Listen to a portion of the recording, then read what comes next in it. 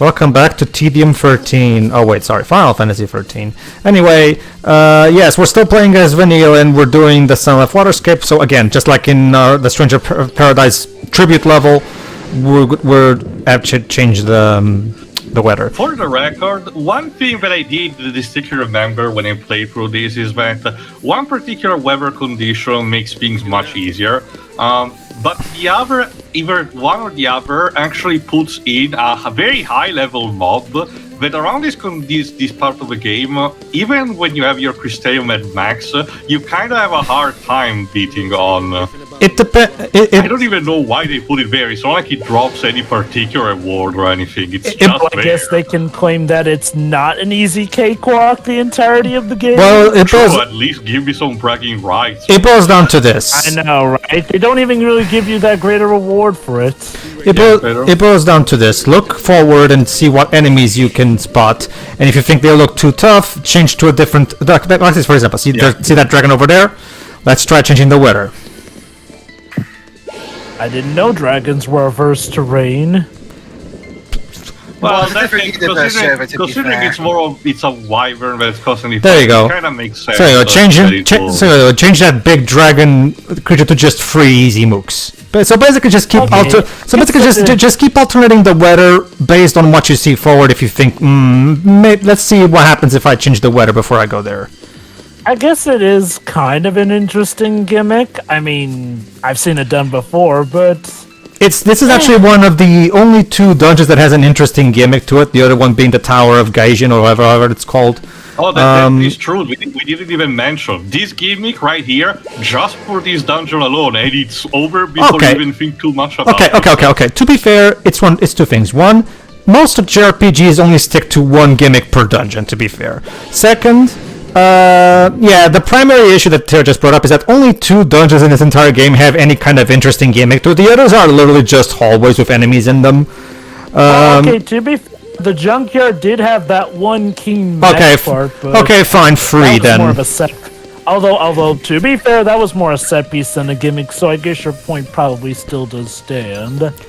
It's one of those cases where these gimmicks, while an interesting diversion, like Teo just said, are over before you even realize it, so as a result, they leave very little impression on you, you know? No, keep in mind, folks, sometimes a game does need to distract you from the fact that you're essentially more or less doing the same thing over and over by helping to break up the monotony with something here and there. Like, it's kind of the bread and butter. Even the first Final Fantasy game had its fair share of gimmicks per dungeon here and there. So, like the lava floor for the volcano and stuff like that. Oh, this. Oh no, it's this scene. For every scene. Well, no, it's not a cutscene. It's actually the boss fight. I'm pretty sure Pedro will make it look super easy anyway. But well, it's because I know what the game intends. Okay, let's first watch the cutscene. Yeah. Yeah, by the way, this is supposed to be a comedic moment. Yeah. Gee, I wonder if it's going to work and we're actually going to skip the boss fight. See, this could have been an interesting idea. You could have had some kind of stealth section where if you succeed, you could skip the boss. That would have been interesting. That said, I won't lie, I have no idea what the hell these beasts are. They have Sephiroth's hairdo, but they have also, can I mention something? Whatsoever. Can I mention how this track is very unfitting for a boss battle? But anyway, especially because under normal conditions, this fight goes on for a very long let me explain. That might be the point. Well, that's the thing, Dwebs. Like, is it supposed to be funny? I don't... Okay. If I may, vocal dissonance can work. Sure, For example, from Jim. Well, okay, for a Final Fantasy example, when Aerith dies, her theme plays even when you're fighting a boss theme, because her death has overtaken the mood at that point to the point where even fighting a boss doesn't feel as exhilarating, it's just downright sad. Fair enough. And you know what? If you wanted to have this be more comedic, that's fine and whatnot, but all the same, does Sazh's theme here really fit the idea that this is a comedic and wacky fight even? Like, okay, look, if you want to go for a lighter tone, the theme lacks the kind of synergy or energy meant for this kind of quirky fight here and there. Like, what about this fight suggests jazz in it? Like, Okay, it's weird that they try and use this theme for humor. Again, this is one of Sazh's themes, so let that help you figure out just how little in regard the makers of this game feel for Sazh. But all the same here, what about this theme really fits the circumstance? That being said, let me just explain this. Like, the reason this boss is one of the more infamous is because it's yet one of the common problems of Final Fantasy 13 that I didn't bring up yet, and might as well bring it up now. That certain boss battles cannot really be beaten easily unless you have to play them the exact specific way that the developers intended. In the case of this boss, we did mention this earlier, but yeah. in the case of this boss, you're supposed to use the Tide Turner paradigm. What is that? Basically, use buffs on yourself and debuffs on the enemies. If you poison them, they basically go down incredibly easily. I'm not kidding. I'm not kidding. Try and trust me. And trust me. Keep this in mind for later, because if you poison the final boss of this game, the final boss becomes a joke. I'm not even kidding. Are you going to do it? Yes. Good. Well, did I? No, actually, I did not this time. I did it in the original run, but, well, the point is, if you manage to poison the final boss of this game, the final boss becomes a joke. I'm not even kidding. And again, these weaknesses are pretty easy to find out thanks to Libra. Now, mind you, you kind of do still need to use Libra, because Libra will be what saves you from being absolutely walloped by a lot of these fights, because they have some really out there weaknesses that don't even make much sense when you think about it. Mm-hmm. If only we were dreaming up those clouds. What do you even mean at this point, game? I don't know. Like, I'm just...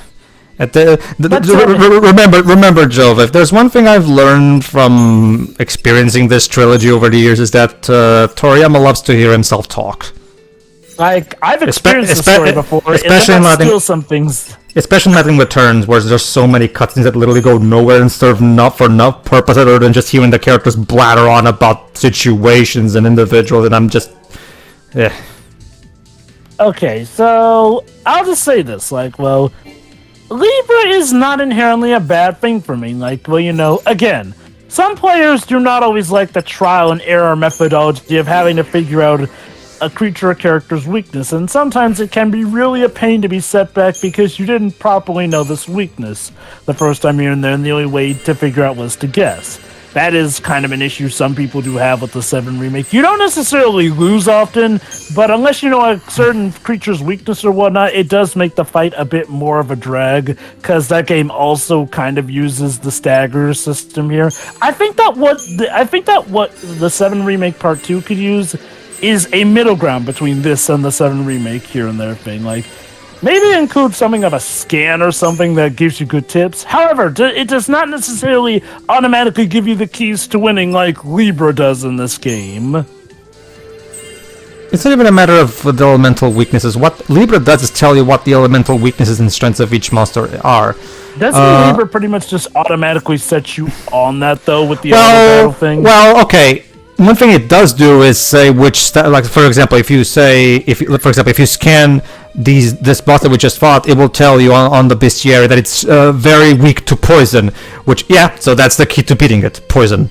Ideally, Jova is the fact that you have to input the command. The problem is that this synergizes with the auto battle a bit too much in a positive manner, meaning that yes, the game technically does everything for you, but only because it exists on auto function. Otherwise, you should have to input what command and in what capacity. It's one of those... Exactly. That's pretty much my main point, is like, it's because when you tie in Libra, the game does automatically select this stuff for you, in addition to auto battle, essentially. Like, and part of me does wonder if auto battle in Libra was only included because of how BS the gameplay can really get with some of these bosses. I really don't know which came. I think it came before the egg or the chicken situation, where I generally don't know which feature came first and which other was there to compensate for it, because it really seems like they're struggling against each other. Pedro, might your reservoir of knowledge of the development of this game potentially hold an answer? In that regard, no. I don't really think there's anything in the development cycle that really justifies we that.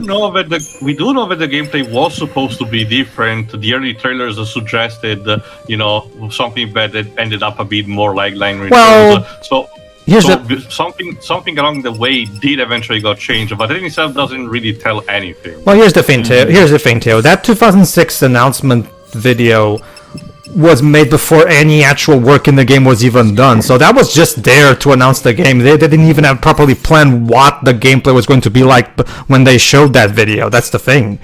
I think what Tio's referring to, though, is like, well, we did have an idea of what the gameplay was going to be. Well, you guys, I wasn't a fan at the time, but like, well, the community had an idea of what the gameplay was going to be like. Well, but that's what I'm saying, Joe. But yes, the community was... Hold on, let me finish. Let me finish. It's more so that, apparently Square may have hinted in on some things, but then something obviously took an evident change where people could tell that the gameplay had changed. Not saying that they knew exactly what it was going to be, but Square themselves had probably given them more of an idea of what it was going to be before eventually taking a hard swerve into what we got eventually. I think the thing is, like, it's one of those cases where I just think they genuinely just made that game. They made that announcement footage to look as cool as possible, but then they were all like, "Oh no," but and Toriyama's all like, "Oh no, but I still want this to be more turn-based, so let's do that instead." No. They did mention in the interviews that the gameplay, being in the state that it is, was allegedly, at the very least, as a result of, fan feedback from the first trailer. It's even Final Fantasy. Well, go on. Yes, Shireen? I have a question. Does this game have like one song? Like, my brain is tuning this one out. They play it over everything. No, don't you see, Shireen? It's like a musical where we repeat the same theme. Musicals have a variety of songs. See, the thing you and I both know this. That's just one of those. They both cease to exist. No, see, the thing is, here's why. Well, actually, we're gonna have a cutscene in a moment. I'll say it later.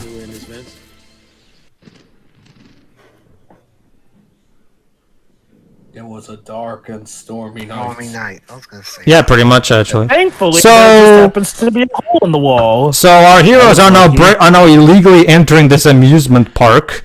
Basically. Okay. I mean, to be fair, they were asking for it. Yes, That's one of the tamer things they've done. But at the same time, Whips. So let me get this straight. You're running away from the military because people literally are afraid of you because you've been branded as demons, basically. So what are we gonna do? We're going to hide right in plain sight where everybody can watch, can see us. Never mind the fact that Sazh hasn't bothered to cover up his C mark that is right in this chest, and it can be seen. And can be seen, by the way. I'm not kidding, by the way. From that distance. No. That's the thing, Dajh. Vanille's mark is on her is hidden by her skirt, so that's fine. But if you take a look at Saz's chest, it's perfectly there. You go, right there. Well, okay, not from this angle, but trust me, trust me, you can see it. It's very visible. It's very visible. Why even? He could literally just button it up too. Oh wait, that's right, because we.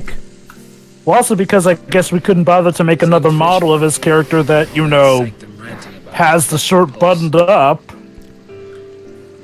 All right, hold on. Matter of time before they strike.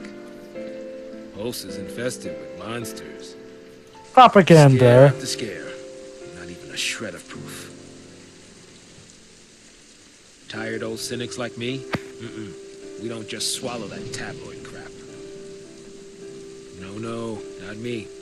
I figured the Sanctum was up to something crooked. So Sazh was always one of the ones that always knew that the Sanctum was full of shit.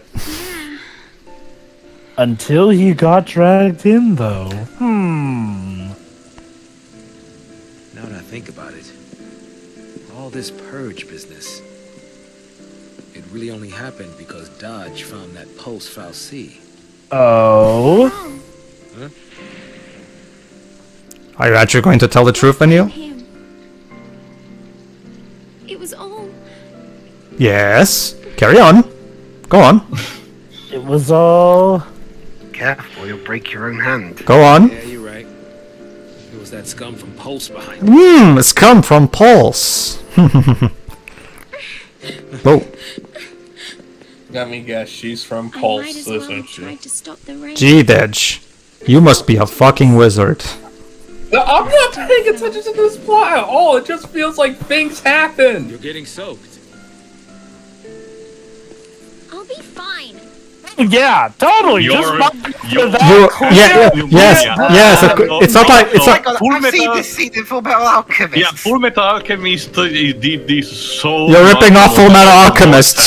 You're ripping off Full Metal Alchemist. It's Square Enix, so you might as well do that That's a inside Square. job. So basically, Square. Actually, can you even rip yourself off? Yes, why not? Okay. Because it's their manga branch. It's called Final Fantasy however, 13.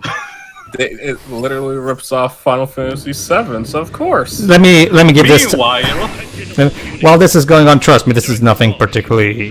I can just recap this real quick. That's the thing, Shiroi. That's actually when I can speak for you. But see, my issue with the soundtrack of this game is that because the music doesn't stand out all that much, you know, like it's not that it's bad necessarily. It's just that it doesn't really stand out that much. It's not as you don't really notice it that much when you're playing, unlike you do Final Fantasy IX soundtrack or something like that. As a result, most of the tracks just blend into me. So maybe that's what you're feeling, like because a lot of times the music. No, they're legit. Okay, you're not wrong, but they are legit playing that one vocal song over and over again. I was actually about to say, don't worry, Shiroi. It's a case similar to something like, say, Super Mario Land 2, where there's the main theme at the beginning that gets repurposed in different ways throughout the entire game. That's pretty much it. Or some Mario World. Okay. Okay. To be fair, the Ni no Kuni games replay the main theme plenty of times throughout the entire game in various circumstances with different versions, and that's just fine. There's nothing inherently wrong. It's called a leitmotif for a reason. You know. Yeah, that's what I said earlier. But that's not what this is. Well, it is the main theme, like Teo said.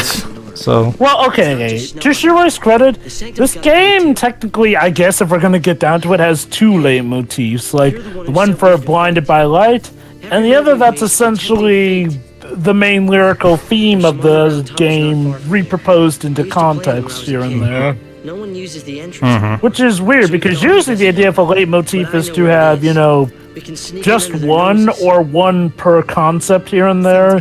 This one is a bit weird with it, but... Okay, so, to recap, basically the army is looking for the Lassie, that's basically it, and now we're in Palom Polom. This name is a direct callback to two characters from Final Fantasy IV, yes. But regardless of that, yes, this is Hope's home city. No more rivalries now. Psychom's brought in the Guardian Corps. Okay.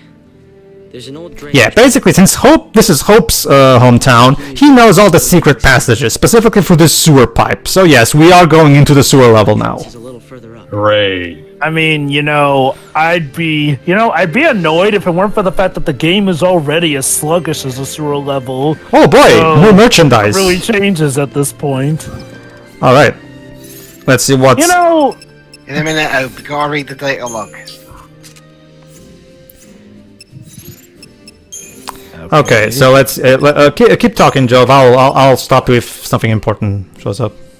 Since we're playing as Lightning and Hope again, I should probably bring up a bit of what's kind of dumb about Lightning's whole thing about being mad at Snow here, about how, they're against rules and regulations. Yeah, here's the thing about Nora.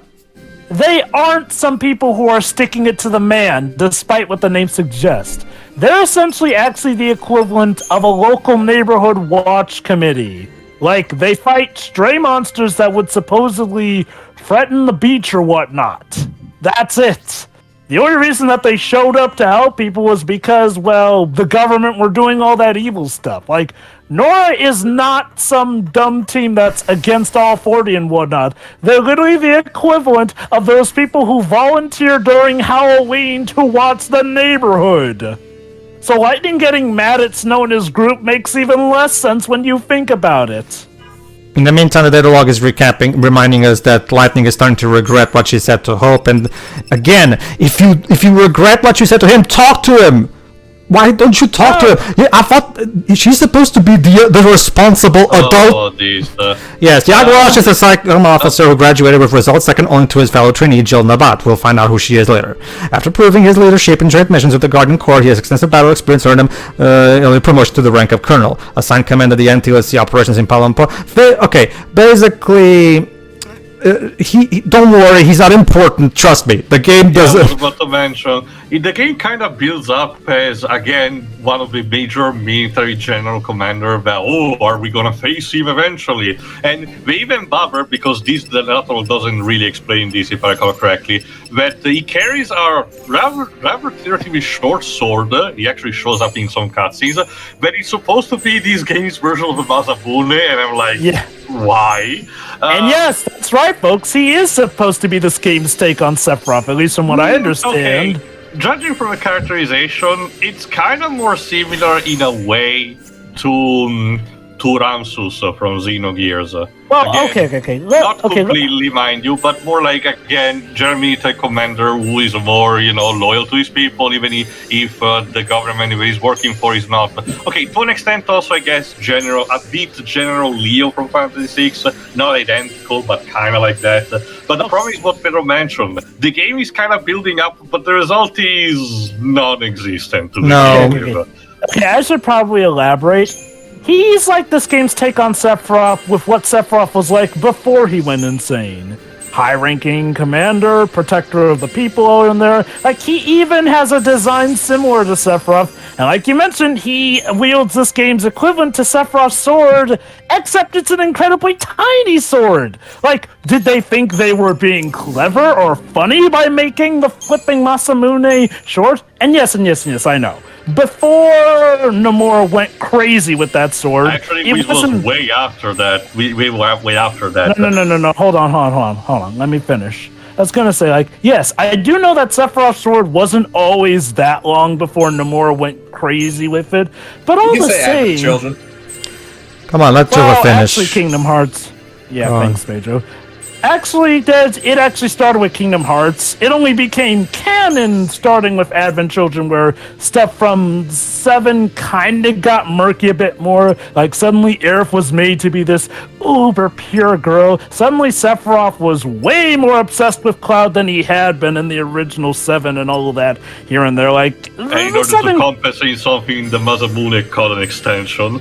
Yes, it got extended big time. No, a lot of characters in the remake though are kind of a bit thirsty for Cloud, like we've seen. Yes, but anyway, who wouldn't be thirsty for Cloud? Give the remake credit that it actually handled it a lot more cleverly than the 7 compilation did. Oh no! But regardless, though, okay, I get it, but I just don't get why they made Masamune in this game incredibly short. Not necessarily for this game, Jova, but I will give minor credit where it has to be. There's aside from if it's a direct callback potentially, and I mean a very direct, like the same identical weapon with the same name repeated throughout the series do change appearance constantly. Like the Apocalypse can look different, the Excalibur can look different, and so does the Masamune. The thing about it is that the Masamune has a medium size of length usually, ever since it was introduced. It was only Sephiroth's one that got this extremely long. But the point remains that in this game, it looks more like a wakizashi than an actual katana. It's very weird. The only main reason I harp on it as much is because, again, the guy looks like an obvious Sephiroth XP. Don't worry, Joe. But the game doesn't even try to actually go through with that. The game, trust me. By the time he only has one specific role in this game and serve one of the boss battles of the penultimate chapter, and the game doesn't even care. The game will then try to make you feel sympathy for him, but it doesn't matter because they didn't even bother explaining anything about who he is. I know that. I know that. I mean, remember, I was with you the first time playing this game. I've gotten more familiar with it. But I do get your point here. And, okay, yes, the game does try to mask the fact that it's a hallway by giving you somewhat more interactive places to go through. And, whoops! Well, Hope, I guess going through the sewer didn't really cover our entrance as well as you thought it would. Never did it. Okay, I guess it's one of those cases. Okay, let me put it this way. Okay, so so let me put it this way. Okay, so Shira, your issue is that they keep repeating the vocal version of the main theme over and over. Okay. Yeah. Let me put it this way. I think it's one of those problems. Again, I think that alone speaks to my argument that the soundtrack, while fine, is nowhere near as good as as something like from the best Final Fantasy soundtracks. Compare this to again, because I've actually heard these allies bring this up in their review of Ni no Kuni 2, so I'll bring that up. Because one of the issues they do bring up in Ni no Kuni 2 is that the game repeats the main theme a bit too much. And I can understand that point because remember, in Ni no Kuni 2 there's a lot of kingdom management, and while the kingdom management is happening, we're listening to the main theme. So yeah, you do listen to the main theme a lot more in the second game than you do in the first game. So I do understand. So, but I guess for me one of those things is it depends on how good. If you're gonna do that, you better have an amazing soundtrack. And Joe Hisaishi's music is so amazing anyway that I don't personally mind it, but at the same time I can understand. I feel like since this soundtrack is not as good on that level, it can get like the repetition can feel is more felt in this one. I guess that's the best. Let me explain a little bit further. Go on. Because what you just said is kind of a good segue.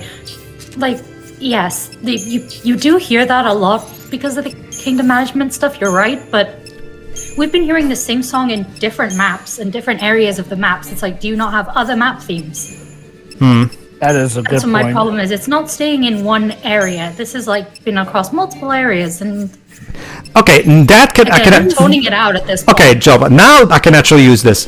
Chiroi, that might also tie into the development of this game because. You're kidding. Well, let's just. Well, let Pedro explain. Well, okay. Well, I'm not going to explain fully, Shiroi, because it would take a long time to do so. I'm waiting for a specific time to do that.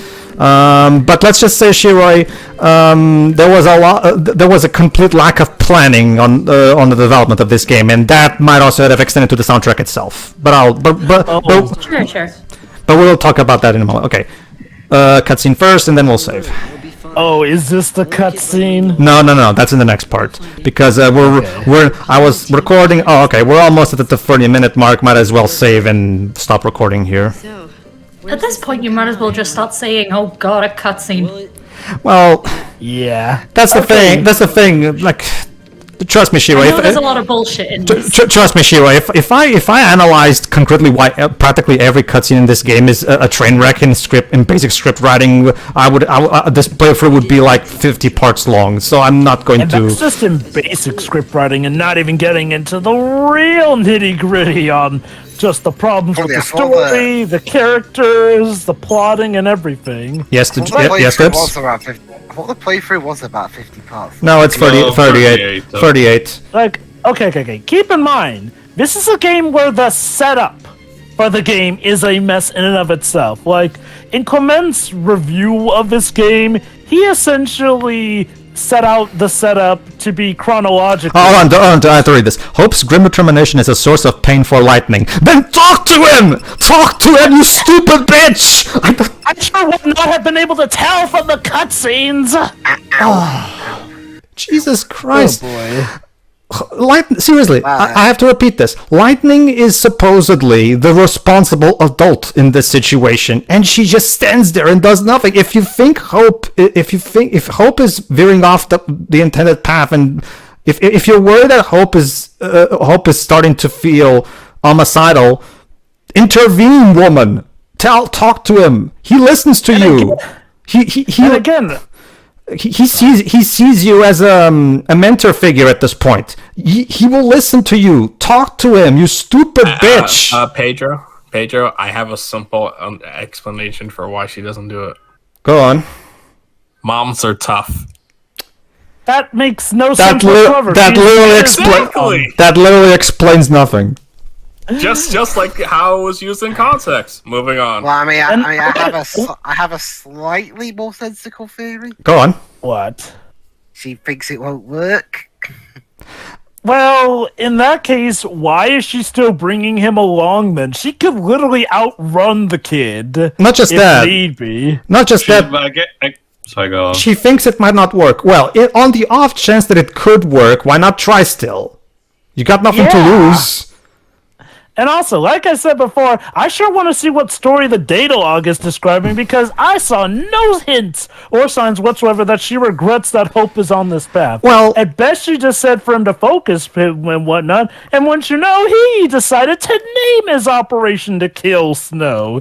And Lightning's reaction, as far as we saw, mind you, was just, okay, let's go on. To be fair, there was that one bit in the Great Red White Hood where she did have a little bit of a look that look of concern. The problem is it just wasn't enough. Again, if the game just did the logical thing and have Lightning actually talk it over with him about this would be fine. But they don't. It's like It's like the game is afraid to have an actual conversation between these two that extends beyond exposition.